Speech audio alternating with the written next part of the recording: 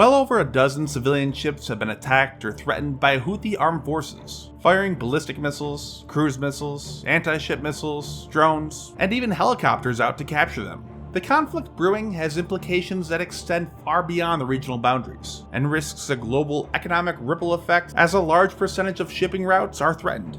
Yet, there has been a strange silence from the global powers. While they have deployed ships in an attempt to defend what they can, no offensive action has been taken to try to stop these attacks from continuing.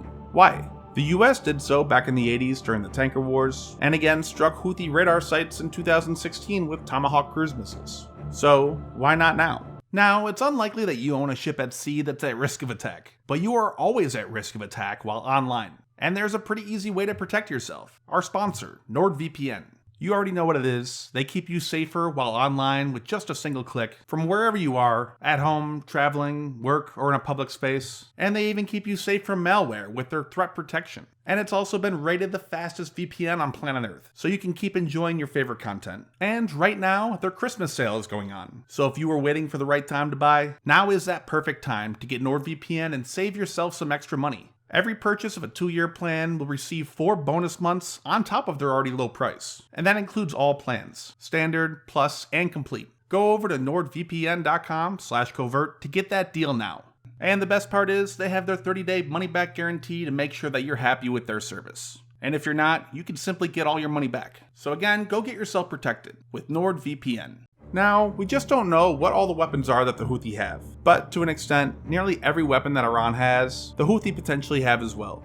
Iran has been the biggest supplier in weapons, although they continue to deny this. Over the years though, this has been harder and harder to deny, as the US has stopped Iranian ships filled with weapons, and the Houthi themselves released videos with weapons that could have only came from Iran, such as Iranian copies of the Cornet anti-tank missiles, and now even ballistic missiles. But the Houthi currently control roughly 100,000 square kilometers of Yemen, roughly 1/5 of the whole country. Despite them still being engaged in a civil war, they have started launching attacks on Israel. For them to reach Israel with a missile, it would need a range close to 2,000 kilometers. If it was launched at the very northern limit of their control, and at the very southernmost city in Israel, it's still roughly 1,600 kilometers. The longest range ballistic missile they're known to have is the Burkan 3, which is almost certainly a variant of Iran's Qiyam family of missiles, with just a larger fuel tank and smaller warhead so that it can fly further. But this still only has an estimated range of about 1,300 kilometers. Now in theory, they could use an even smaller warhead to fly further, since a missile's range is greatly affected by how heavy the payload is, but it's already only 250 kilograms.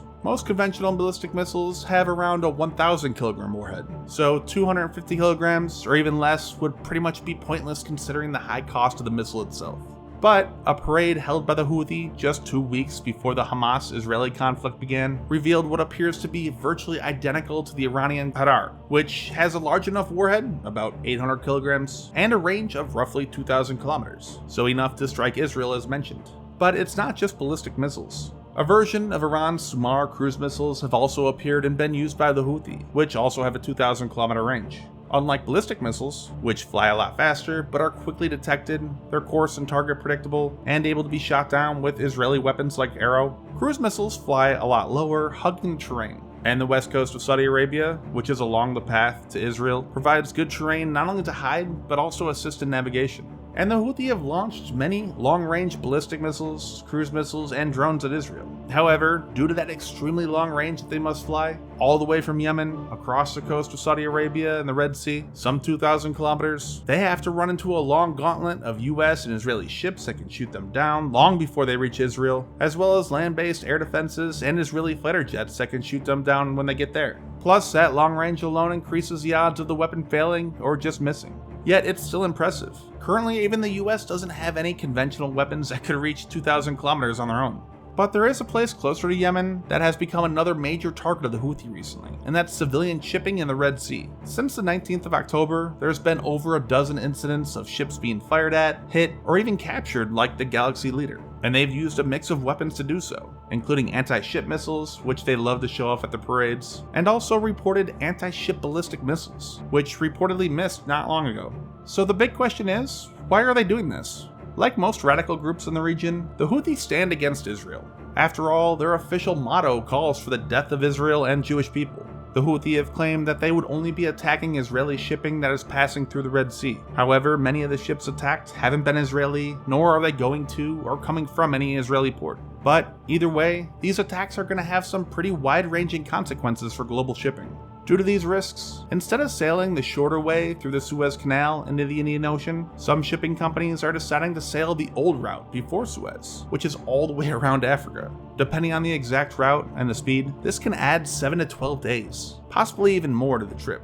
And that again has a huge impact on global commerce. Not only will shipping take longer, but prices increase significantly. These ships can cost over $100,000 a day to operate, plus all the extra fuel they use that can cost well over $100,000 a day as well. And somewhere between 10 to 15% of all global trade passes through the Suez Canal. It also has a pretty big economic impact for Egypt as well. Revenue from the Suez recently has been nearly $10 billion a year, and they risk missing out on a lot of that. So another big question is why the US, Egypt, and other countries aren't doing something about it.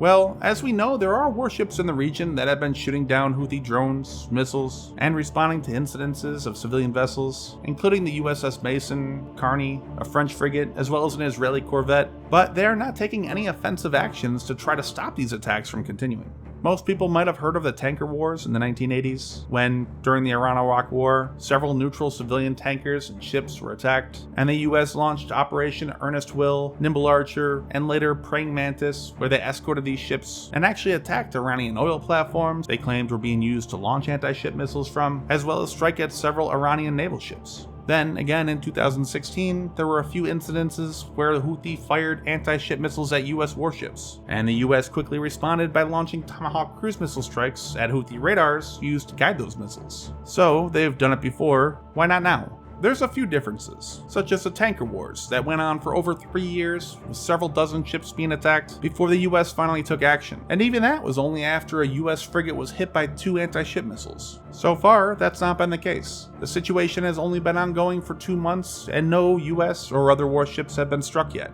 And in 2016, the Houthi missile attacks took place in a different time, you could say.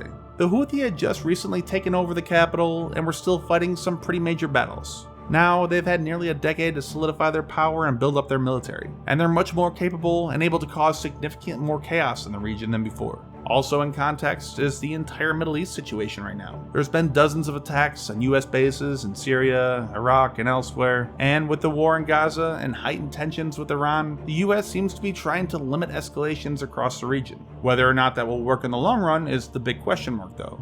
Attacks seem to have slowed down on US bases in Syria and Iraq, and I bought a few satellite images here looking at various bases, and they show very little to no damage. But so far, the Houthi attack on shipping haven't slowed at all.